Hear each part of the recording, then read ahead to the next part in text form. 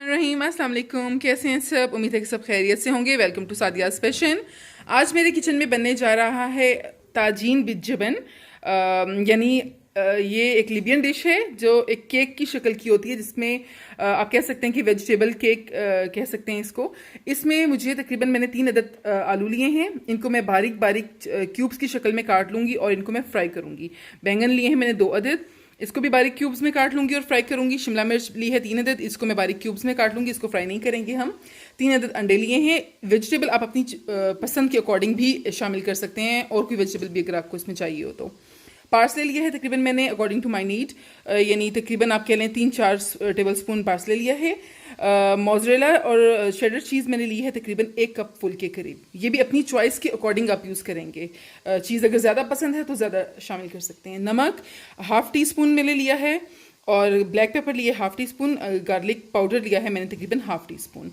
इसमें मुझे कीमा चाहिए या इसमें मुझे चिकन का कीमा चाहिए, तो मैं बीफ कीमा ले चुकी हूँ, जिसको ऑलरेडी मैंने यहाँ पर फ्राई होने के लिए रख दिया है। कीमे को थोड़ी सी छोटी सी प्याज के साथ मैंने फ्राई होने के लिए रख दिया है। इसमें मैं सिर्फ जब ये कीमा बिल्कुल अलग हो जाएगा, क्योंकि मैंने फ्रोज़न कीमा लिया है, मेरे पास घर पे जो अवेलेबल था, धो के फ्रीज़ कर दिया था मैंने कीमे को, और डायरेक्ट ही मैंने इसमें शामिल कर दिया है।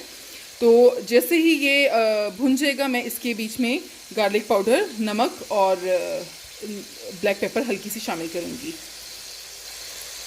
तो चलें अब अपनी वेजिटेबल्स को हम बारीक बारीक सा कटिंग कर लेते हैं क्यूब्स की शक्ल में, और फिर मैं आपको इसका अगला प्रोसेस दिखाती हूँ। तो इस तरह से मैंने ये आलू क्यूब्स में काट लिए हैं। अब मैं इनको डीप फ्राई करूँगी, और इतना फ्राई करना है कि जस्ट ये गल जाएं। बहुत ज़्यादा इनको क्रिस्पी या बहुत ज़्यादा ब्राउन नहीं करना। आलू में फ्राई होने रख चुकी हूँ, और मैंने इस तरह से बैंगन भी छोटे छोटे क्यूब्स में काट लिया। जैसे आलू निकालूंगी, साथ ही मैं ये बैंगन भी डाल दूँगी फ्राई होने। कीमा तकरीबन भुन रहा है, तो इसके बीच में मैंने गार्लिक पाउडर, नमक और ब्लैक पेपर जो थी वो थोड़ी थोड़ी शामिल कर दी है। बाकी हम वेजिटेबल्स में ऐड करेंगे। और दूसरी तरफ में यहाँ मेरे आलू भी फ्राई हो रहे हैं। अगर आप चाहते हैं कि कीमे में थोड़ा सा कलर भी ऐड हो, तो आप इसके अंदर पेपरिका शामिल कर सकते हैं, और अगर ज़्यादा स्पाइसी पसंद है तो रेड चिलीज़ या चिली फ्लेक्स भी ऐड कर सकते हैं। तो मेरा ख्याल है मैं इसमें तकरीबन ½ टी स्पून के करीब रेड चिली भी शामिल करूँगी, इसके कलर को इन्हेंस करने के लिए। रेड चिली पाउडर मैंने शामिल कर दिया। मैं इसको अच्छे से भून लेती हूँ। आलू अच्छी तरह से फ्राई हो गए और मैंने इनको बाहर निकाल लिए। ये देखें कितनी अच्छी तरह से आलू गल चुके हैं। अब मैं बैंगन फ्राई होने के लिए डालती हूँ। बैंगनों को आलू से कम टाइम लगेगा। बैंगन भी मैंने डाल दिए फ्राई होने। इसको हार्डली 2 to 3 मिनट्स लगेंगे फ्राई होने में। जब तक बैंगन फ्राई होते हैं, तब तक मैं शिमला मिर्च को बारीक बारीक काट लेती हूँ। या तो क्यूब्स की शक्ल में काट लें, या इस तरह से बारीक बारीक से काट लें, और इसको हम आलू में शामिल कर देंगे कटिंग करके। तो शिमला मिर्च भी मैंने बारीक बारीक काट के ये आलूओं के साथ ही यहाँ पे शामिल कर दी है। अब मैं बैंगन को भी निकाल लूँगी और उसको भी यहाँ पे शामिल कर दूँगी। बैंगनों को भी, बैंगन भी अच्छी तरह से फ्राई हो चुके हैं। अब मैं इनको निकाल के आलू और शिमला मिर्च में शामिल कर दूँगी। यहाँ पे कीमा भी अच्छी तरह से भुन चुका है। अब मैं कीमे को निकाल लूँगी। चाहें तो कीमे को आप अपनी चॉइस के अकॉर्डिंग मसाले डाल के भून सकते हैं, जो जो मसाले आपको चाहिए हो, ताकि कीमे का टेस्ट बहुत ज़्यादा अच्छा आए, वो फीका फीका सपन ना आए। तो इसलिए मसालों के मामले में टोटली अपनी चॉइस इस्तेमाल करें। तो कीमे को भी मैं उतार लेती हूँ चूल्हे पर से, और उसके तमाम वेजिटेबल्स के साथ इसको शामिल करती हूँ। यहाँ पे बैंगन और आलू मैंने इकट्ठा कर दिए हैं, और शिमला मिर्च इसके साथ ही रख दी है। अब इन तीनों चीज़ों को मैं अच्छी तरह से मिक्स कर लेती हूँ। कोशिश करें कि कीमे को लेस ऑयल के अंदर आप फ्राई करें, क्योंकि ऑलरेडी ये चीज़ें भी ऑयल में हुई हुई हैं, तो ये ना हो कि बहुत ज़्यादा इसमें ऑयल हो जाए। तो अब जो ये बची हुई ब्लैक पेपर है, वो मैं इसमें शामिल करूँगी, और जो बचा हुआ नमक है वो थोड़ा सा मैं इसमें स्प्रिंकल कर दूँगी, क्योंकि नमक थोड़ा मैं पहले ही डाल चुकी हूँ उसके अंदर, कीमे के अंदर, इसी में से ही नमक लिया था मैंने। और क्योंकि जो शेडर चीज़ और जो मोज़रेला चीज़ है उसमें भी नमक होता है। अब वो इसमें शामिल करते हैं। बिल्कुल थोड़ी सी शामिल करेंगे इसमें ये चीज़।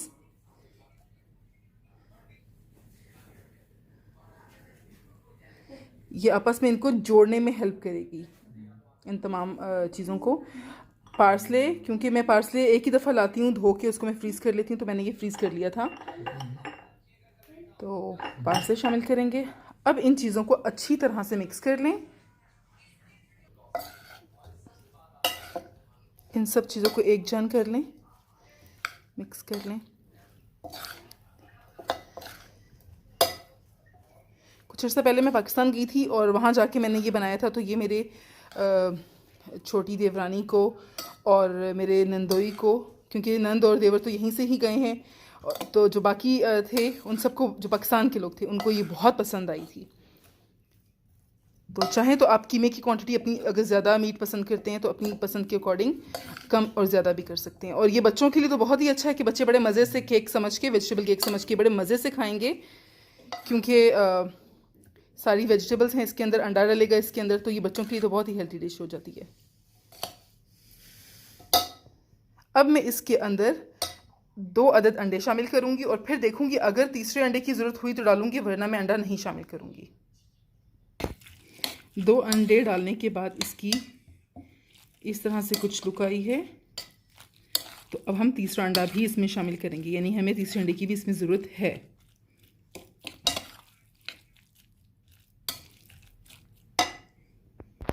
तीसरा अंडा भी मैंने इसमें शामिल कर दिया।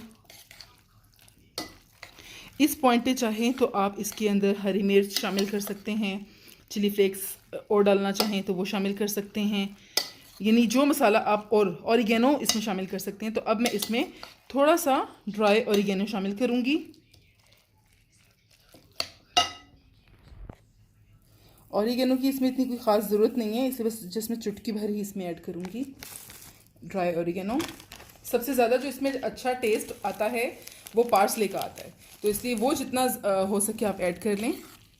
तो अब इसके बाद मैं इसको एक पैन में डाल के इसको बेक होने के लिए रखती हूँ।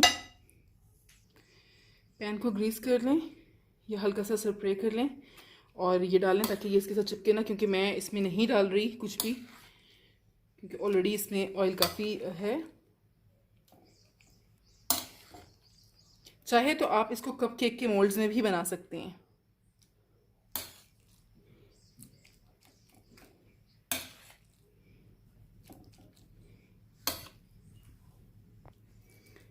स्पून की मदद से इसको अच्छी तरह से आप फ्लैट कर लें।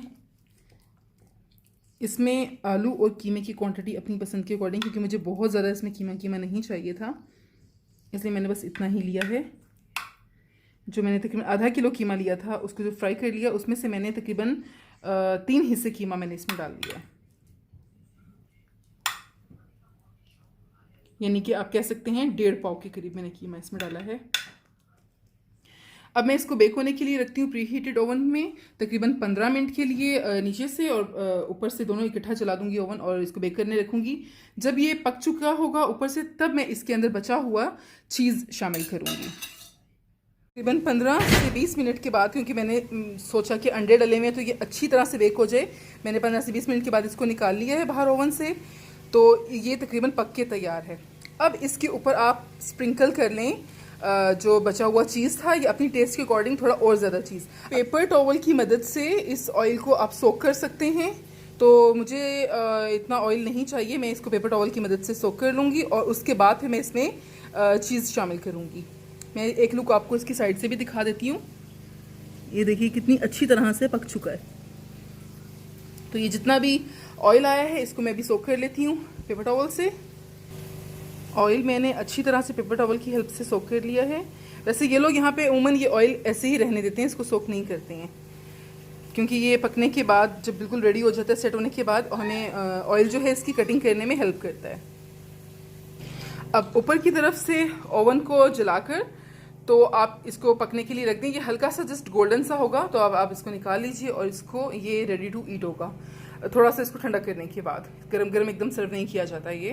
अब मैं इसको थोड़ी देर और पकाती हूँ ओवन में, ऊपर वाला ओवन जला के।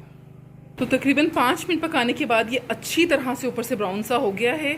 और अब मैं इसको सेट होने के लिए तकरीबन 10 मिनट के लिए रखती हूँ और उसके बाद मैं इसकी कटिंग, जब ये ठंडा हो जाएगा तो इसकी कटिंग करके इसको मैं सर्व करती हूँ और आपको इसकी मैं फाइनल लुक दिखाती हूँ। तो उम्मीद है कि आपको मेरी आज की ये वीडियो ज़रूर पसंद आई होगी। ट्राई ज़रूर कीजिएगा, बिलीव मी ये आपको बहुत पसंद आया। यार है हमारा जिबना, ताजीन विद जिबना। तो ये देखिए इसकी फॉर्म बिल्कुल अंदर से पका हुआ है और वेजिटेबल्स भी अंदर से बिल्कुल इस तरह सेट हुई हैं। ये इसकी साइड्स हैं जो कि पैन के साथ थी। मैं आपको पैन में भी दिखा देती हूँ। ये देखें, मैंने बहुत ही आसानी से ये कट गया। ये देखें साइड से कितने आराम से ये निकल जाता है पैन से। इधर से भी मैं आपको दिखाती हूँ, साइड से हल्का सा टच करें और ये देखें ये एक पीस बाहर। पीस की कटिंग इस तरह कर लें जैसे हम अपने टुकड़ियों वाले हलवे की कटिंग करते हैं। तो ज़रूर ट्राई कीजिए, मुझे बताइए शाम के स्नैक्स में ये चाय के साथ बहुत मज़े का लगता है। यहाँ पे अमूमन ये रमज़ान में बनाया जाता है और रमज़ान में ये बहुत फेमस डिश है इनकी। तो मुझे ये बहुत पसंद है, इसलिए मैं अक्सर घर पे शाम में चाय के साथ बनाती हूँ। तो इसको केचप के साथ या किसी भी तरह की सॉसेस के साथ आप इसको ट्राई कर सकते हैं। तो आप भी अपने घर पे ज़रूर ट्राई कीजिए और मुझे बताइए कि आपको मेरी आज की ये स्पेशल रेसिपी कैसी लगी। बच्चों के लिए तो ये बहुत ही अच्छी और बहुत ही हेल्थी डिश है। आप भी ज़रूर ट्राई कीजिए और मुझे बताइए कैसी लगी। लाइक करें, शेयर करें और अगर न्यू है मेरी वीडियो पे तो सब्सक्राइब करें मेरी वीडियो को। और इंशाल्लाह मिलती हूँ किसी न्यू वीडियो में किसी न्यू रेसिपी के साथ। तब तक के लिए इजाज़त दीजिए। अल्लाह हाफिज़।